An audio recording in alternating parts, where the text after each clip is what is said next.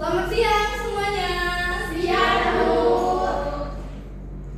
Oke, Bu Awali. Assalamualaikum warahmatullahi wabarakatuh. Waalaikumsalam warahmatullahi wabarakatuh.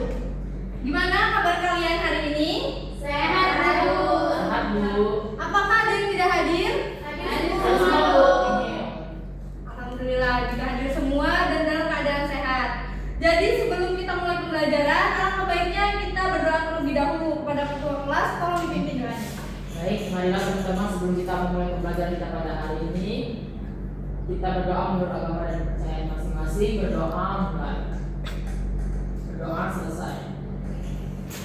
Oke, sebelum memulai pembelajaran, coba dicek di sekeliling kalian apakah ada sampah. Jika ada, tolong dibuangkan terlebih dahulu agar pembelajaran kita berjalan dengan nyaman.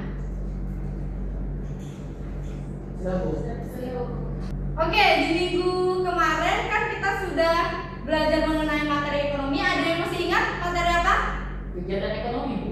Ya, benar. Coba sebutkan apa saja kegiatan ekonomi. Saya, Bu. Ya, Nela. Ada produksi, konsumsi, dan distribusi. Ya, benar sekali. Nah, kita fokuskan dulu pada produksi dan konsumsi. Siapa orang yang melakukan konsumsi? Konsumen. Ya, benar. Lalu siapa orang yang melakukan produksi? Konsumen. Nah, ketika konsumen melakukan konsumsi atau mereka itu membeli barang, maka itu disebut dengan permintaan. Nah, sedangkan ketika produsen itu melakukan penjualan barang atau menawarkan suatu barang kepada konsumen, itu dinamakan dengan penawaran. Nah, jadi hari ini kita akan mempelajari mengenai permintaan dan penawaran. Oke, langsung saja. Tujuan pembelajaran, adapun di sini tujuan pembelajaran kita yaitu kalian dapat memahami pengertian permintaan dan penawaran, dapat menjelaskan hukum permintaan dan penawaran, serta dapat mengidentifikasi faktor-faktor yang mempengaruhi permintaan dan penawaran.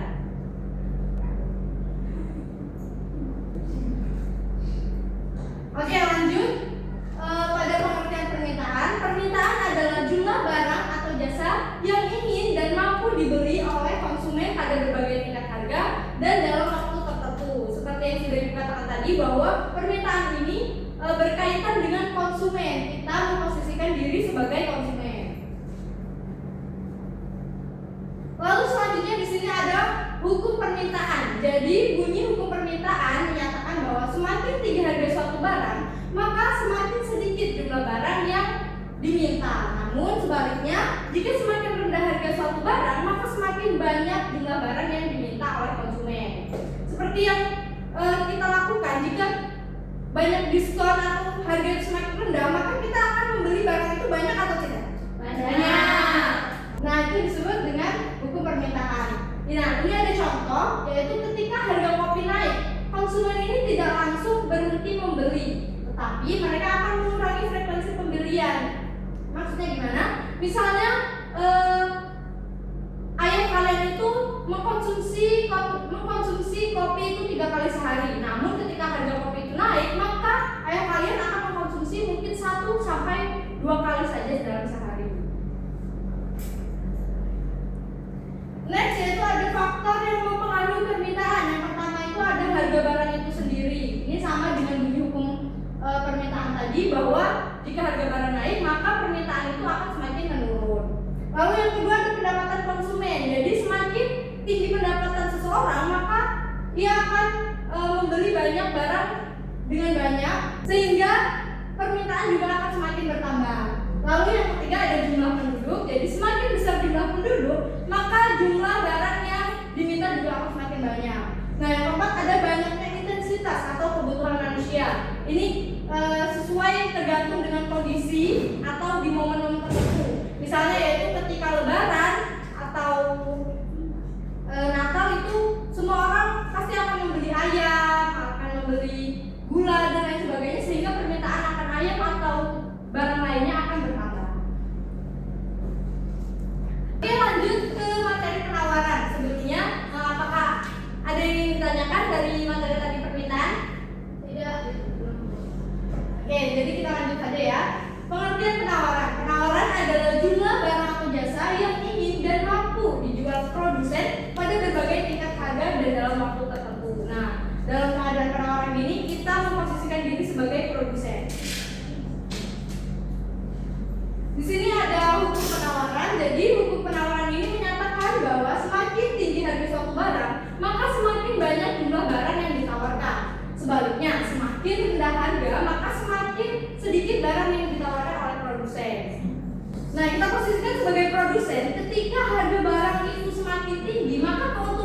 bagi produsen semakin banyak atau semakin sedikit? Semakin banyak. banyak. Ya.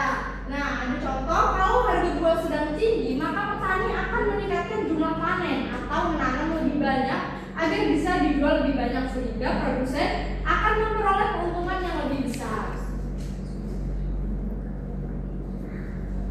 Di sini ada faktor yang mempengaruhi penawaran, yaitu yang pertama biaya produksi. Jadi ketika biaya produksi itu tinggi, maka produsen itu cenderung akan memperkecil produksinya. Jadi dia hanya memproduksi sedikit untuk ditawarkan kepada konsumen.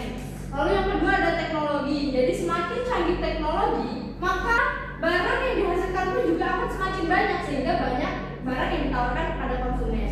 Lalu yang ketiga ada pajak. Jadi pajak ini adalah beban biaya yang ditanggung oleh produsen. Jadi semakin tinggi pajak, maka produsen itu akan memproduksi semakin sedikit.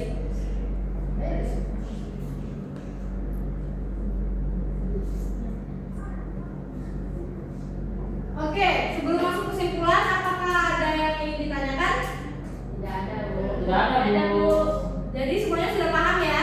Paham, Bu. Oke, untuk kesimpulan Ibu minta satu siswa untuk menyampaikan. Ada sekian. Jadi permintaan dan penawaran adalah konsep dasar yang menjelaskan hubungan antara konsumen dan produsen. Permintaan menunjukkan keinginan dan kemampuan membeli, sedangkan penawaran menunjukkan kemampuan menjual.